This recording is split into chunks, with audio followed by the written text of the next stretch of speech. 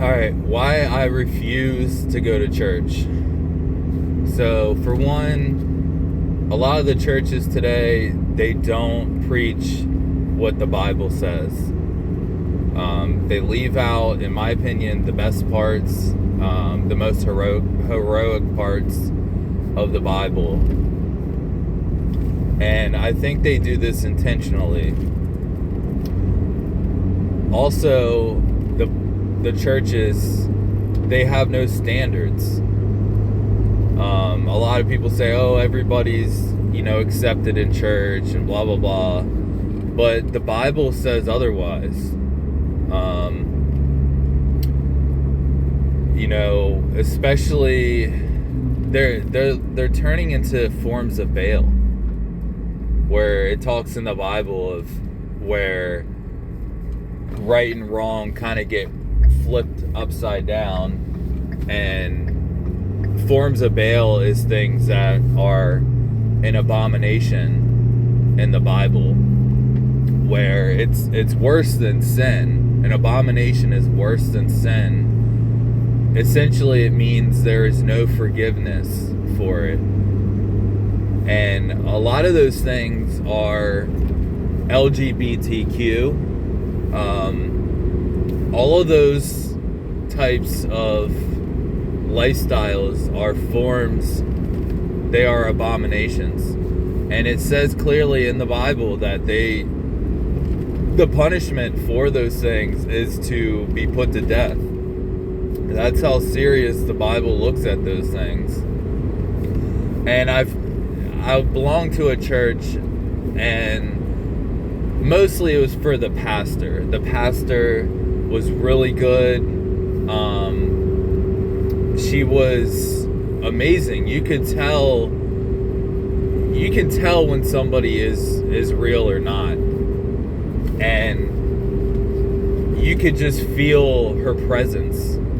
She was speaking from the heart. And a lot of the things that she says, she would tell us, hey, go out there, spread, the gospel, spread, God, and let them know when you win, whatever in your school or whatnot. Let them know it's because of God. Share them, where you got the courage to win your game or whatnot. Or if you're in the workplace, let them know, don't be afraid that you go to church. Don't be afraid that you walk with God. Let them know. And so you don't see that too often, where pastors tell their people, don't be afraid that you're, a person of God. Don't be shameful. Don't let evil people shame you into feeling like you can't speak about that. So I really like that message, but unfortunately there aren't that many pastors like that. They don't tell you to, tell people that you walk with God. They don't tell people, ask you to, bring up God, give all the glory to God. They think it'll hurt somebody's feelings. It'll, it could make people feel enraged, or it might cause conflict. And that goes completely against everything in the Bible. In the Bible, it clearly states, hundreds of times, that God is number one. There is only one God. Believe in God. If you don't, God will give that same courage to your enemies, and they will conquer you. And I think that's a very good point. I mean, it makes sense. God, and when I hear God's a loving God, He's a forgiving God, and that's the only thing people say, Yeah, He can be forgiving, He does love us, but what does He talk about the most? I mean, He talks about He wants you to fear Him. You know, he's a jealous God. It says that in the Bible. He's a jealous God. And when people start making other things important that make him mad, he gets angry, and eventually he'll intervene. You know, sometimes it takes a long time. Like in the book of Noah, you know, where the story of Noah, where, you know, Noah's so upset about the world, you know, in his time and what was going on. You know, like he would mostly mention about, you know, the giants. You know, he would talk about the giants. And this is, you know, my interpretation, this is the old world, where there was giants and other creepy crawly things that it talks about in the Bible. And man was of a shadow of these other creatures. And he would talk about the giants and how they had a fetish towards regular human women, and how they would, you know, steal them, they would impregnate them. And Noah talked to God, and he said how it's unfair, how there's no competition between a giant and a regular human, you know. And he also said how the women, you know, preferred sometimes these giants, but man knew it was wrong. They knew it wasn't right. And a lot of times these women would get pregnant and they would die, you know. So it was like a certain death issue. And I mean, obviously a giant is really big. I mean, these giants back in the day, I mean, they were all sizes, you know, very, you know, tall, big people. So you can imagine their offspring that they have are going to be massive. And so it's like certain death. You can't push out a giant out of a normal human body. So, you know, Noah prayed and, you know, talked to God, and, you know, God told him, you know, build this ark, and he built the ark. And that's why, you know, he brought all the animals that was acceptable. You know, of course, some people are like, oh, why would he bring a rattlesnake? Why would he bring, you know, a crocodile, or, you know, a mountain lion and stuff like that? Just imagine the creatures that were on Earth that, you know, made these other, you know, rattlesnakes and stuff like that look like they were a flower, you know. So I tell people that too, you know. That's why you have to be very loving to, you know, all these animals out there. You know, I believe in hunting, all right? Don't get me wrong. You know, I eat meat. I'm a carnivore. But, you know, there has to be some kind of sustainment. You know, you can't kill all the animals. If you kill them all, there's not going to be any left. You know, I see this all the time, even with this coyote hunting, you know. People are just indiscriminately killing masses of these animals, all right? They were brought here on Noah's Ark, okay? So they had to have been approved by our Lord, you know, and Noah. So it just, you know, every life is precious, and killing for any reason, for no reason at all, it's demonic, all right? You know, other people have different consciences, and it's always a constant battle between good and evil. That's all I'm gonna say. And, you know, today's churches, you know, I haven't seen one that doesn't put up a rainbow flag, okay? And I mean, right there, that just goes to show that church is completely out of touch with reality. And I've actually talked to a pastor one time about it, and their answer was, well, it's a different time. We accept all people. Jesus accepted everyone, you know, for who they were, which isn't true either. Jesus was very critical about living the right way. And he would stand up and ask questions that were controversial. And, I've always been that way too. I've always, even before I, learned about God and Jesus and all that stuff, it's funny. This old timer told me one time, he's like, even since birth, everybody has a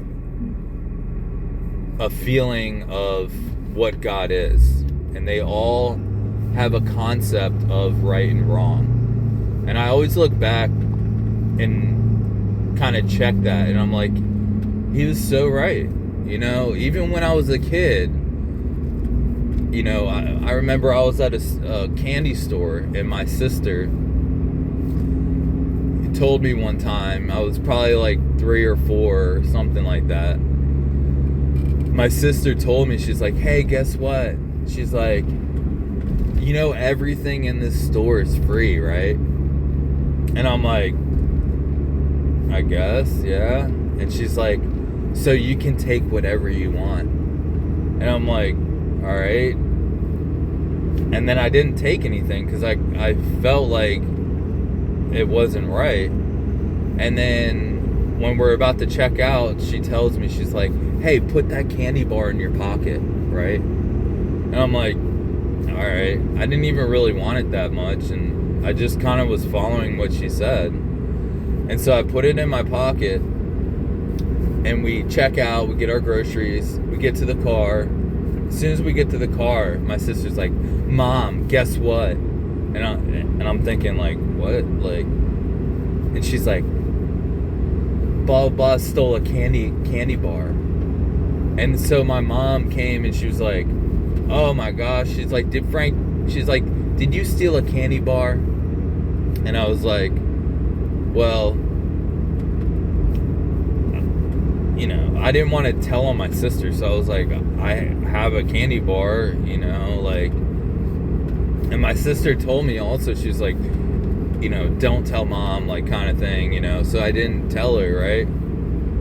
And then my mom made me take the candy bar back and turn it into the manager and tell the manager that I stole the candy bar, all right? Which I agree with, but, that goes to show, even at a very young age, what's right and what's wrong, and nobody taught me that. I just knew it myself.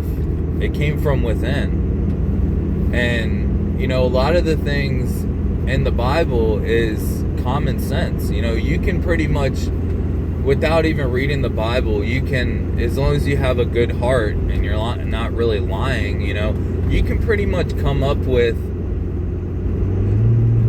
the same laws and commandments that the Bible talks about. So it makes sense, everything that's in there. A lot of people are, question, like, oh my God, like this, like the story of life. It is the story of life. It really tells you how to live, how you should. But like, it makes sense, all of it, it's a really beautiful book. And then also the other thing about the church is, I really don't like the church people who, they always say, oh, you have to do this. Oh, you have to, give money to the church. Oh, you need to, help bring food to the picnic.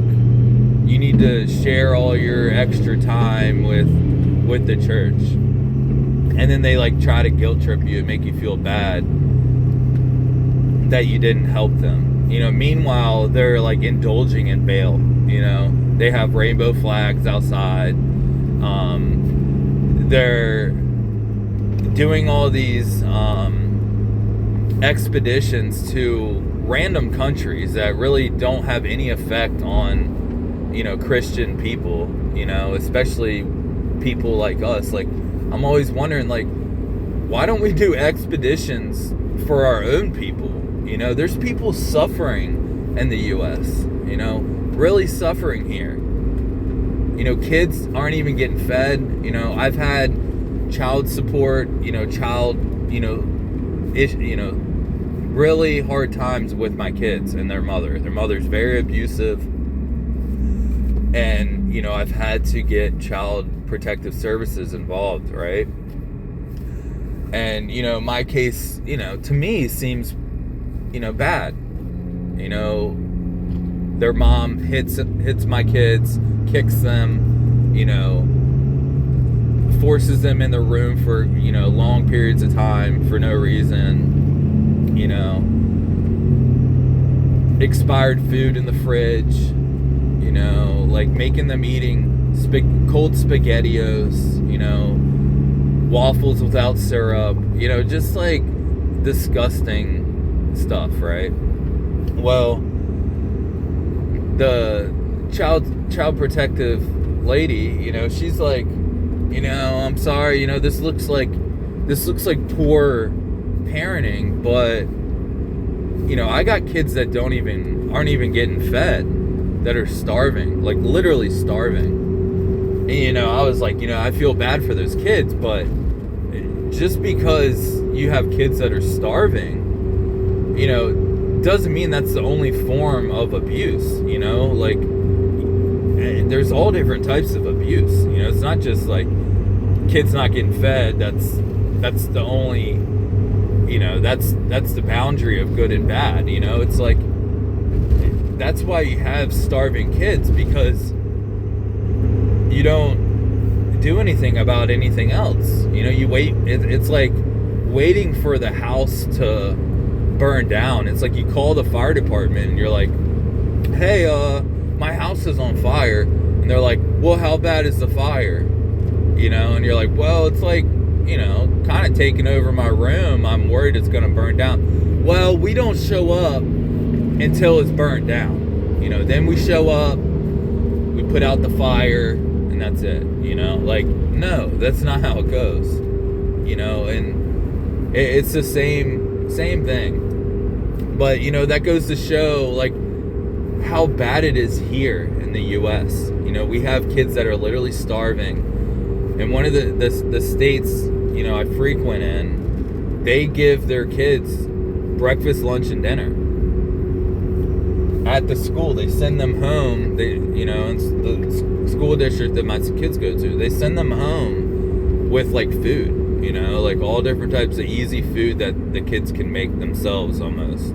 It's because the parenting is so bad in the state that they go to school in that they have to make sure that they get fed. Like, it's just diabolical, you know. And then, you know, back to the church, you know, they're doing these pilgrimages to all these other places. And, you know, starving is starving. You know, it don't matter if you're starving in the U.S. or starving in some third world country somewhere. You know, it doesn't say in the Bible, like, let your people starve and then go feed the Syrians, you know, or the Egyptians. No, it never says that. Okay? And that's literally what they're doing. They're going to these countries that have no interest in the U.S. at all. They would let us starve to death if they could. But we're wasting all this time on them trying to help them. No, that's not God. That's not Jesus. That's not right. All right? And then also, you know, they like to say you have to go to church to be saved. Well, that's not true either. So it says in the Bible, you know, especially in the part where they talk about Elijah, and Elijah pretty much was a nomad. You know, he lived by himself, you know, he was all, you know, pretty much on his own. And the thing about him was he was like full of God. Like, he read the Bible himself, like he knew how to live in the right way, and, you know, knew all the, the righteous things, and pretty much is kind of like the Book of Eli guy, like he memorized the Bible himself, knew what was right, what was wrong. And during this time, everybody was living wrong. Nobody knew anything about God. They were all living in forms of Baal, probably rainbow flags everywhere, and things were bad. They were having famines, they were having all different types of repercussions from that way of life. And the king at the time wanted somebody he could trust. He needed somebody that knew about God. He wanted some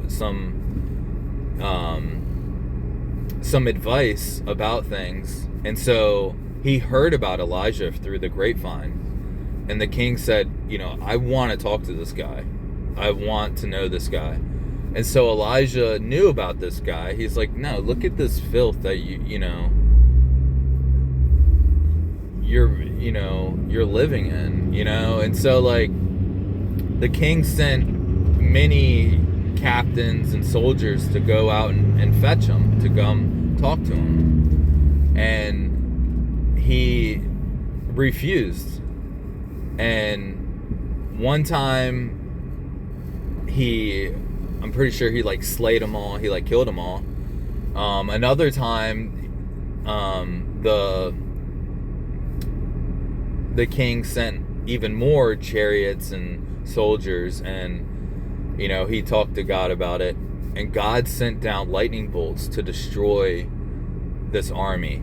And so like that, these kind of events sent shockwaves to the king and all them. And it says in that time, you don't need to be part of a church to find God. You can find God in a church. You can find God in a small group, like your family at your house, or completely by yourself. You can find God and be just as holy as anybody who could at a church. And it's because of these events. It's because in the Bible it talks repeatedly about how these empires grow. They either are righteous or they do evil inside of the Lord. Okay? And so that's why it's important to have those options, because if you're following these evil times and you're going to church and you're learning evil, you're being preached by somebody who's behind your back having affairs with multiple people in the church, or they're purposely hurting people, or they're child abusers, or whatever whatever it could be. You don't want to be influenced by that, and you don't have to be. You just have to live by God. And most of these people, the greatest kings in the Bible came from nothing.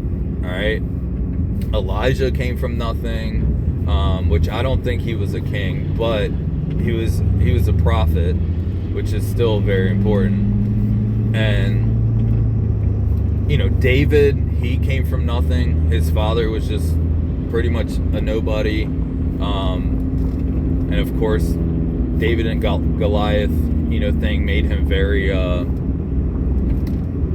popular, and eventually kind of set him up to be eventually the king of Israel. And my favorite king, King Jehu, he came from nothing. Literally, it was the same kind of situation. The whole city was full of Baal. They were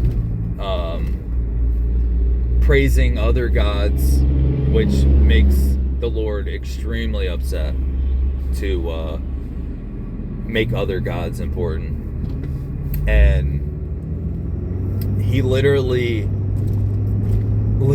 killed all the kings, all of their priests, all of their like main soldiers, like literally just off with their heads, pretty much designated himself king of Israel, like a freaking awesome guy. Then when he became king, he was like, you know, these gods before, these kings before me worshipped many types of other gods and Baal, and then he's like, and I'm gonna worship these other gods and Baal even more, right? And it was like, what? Like, tricked him, right? And then he told all his like captains, he was like, hey, I want you to get everybody that believes in these forms of Baal, and I want you to round them up, and I want you to put them in this house of Baal, right? And he's like, make sure they bring evidence of something, you know, physically, or, you know, something that they can show that is them, you know, either, you know, worshiping other gods or forms of Baal, like a rainbow flag, and so on and so forth. That way they can prove that they really are, you know, bad people. And so he rounded them up, put them in the house of Baal, and then he told his captains, he was like, all right, lock the doors. He's like, I want you to kill everything inside there and leave nothing allowed to come out. And so that's what they did. You know, they massacred all the bad people all in once, and then they burned the whole house of Baal down. And that's how they restored righteousness in Israel. All right, and this literally came from, like, that's how quick things can change. This, you know, at least how it sounded in the Bible, this happened very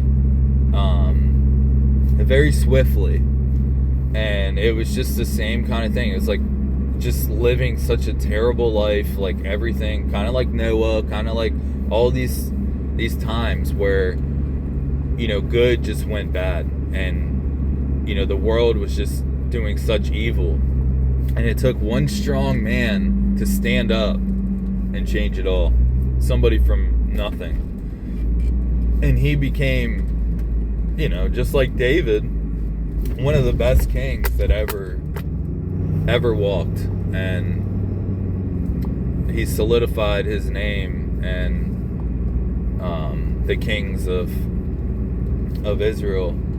And, you know, it's stories like that should be glorified, that should be promoted, especially for us men. You know, I just couldn't believe all these stories I was reading in the Bible, and it's like, it's so encouraging, you know, to life, to be a good person, to be strong, to stand up against evil, to not be afraid that you are, you know, a person of God, you know. And so, you know, that in a nutshell is why I don't go to church. It's very clear to me what they're about, and I'm not going to be a part of it. And I had to come up with this myself. You know, there was nobody that came to me and said, yeah, look at all this stuff, you know, look. I just read the Bible and read it with all my heart, and I truly believe. And I'm not going to follow these people. They're scum.